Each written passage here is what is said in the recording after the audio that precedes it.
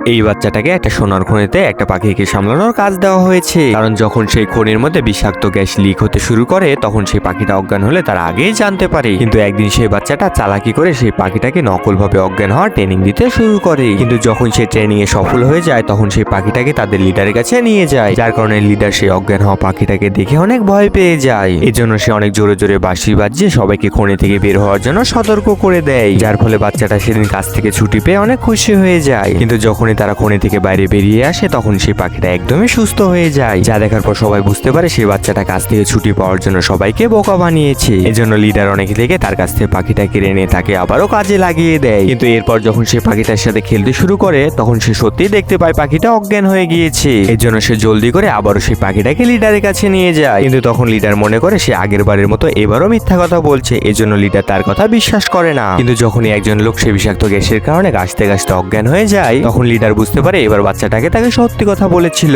এজন্য সবাই অনেক ভয় পেয়ে জীবন বাঁচানোর জন্য পালাতে শুরু করলে সেই খনির মধ্যে আগুন ধরে যায়, যার কারণে সেই বাচ্চাটা সেখান থেকে বাইরে বের হতে পারে না। তখনই সেই ছোট্ট পাখিটা বাচ্চাটাকে বাঁচানোর জন্য লিডারকে রাস্তা দেখাতে শুরু করে, যার ফলে বাচ্চাটার জীবন বেঁচে গেলেও সেই পাখিটা আর সেখান থেকে বেঁচে ফিরতে পারে না। এই জন্য সে অনেক মন খারাপ করে সেই পাখিটার জন্য কান্না শুরু করে দেয়। আপনিও যদি আপনার প্রিয়জনকে এভাবে হারিয়ে থাকেন তাহলে অবশ্যই কমেন্ট করুন।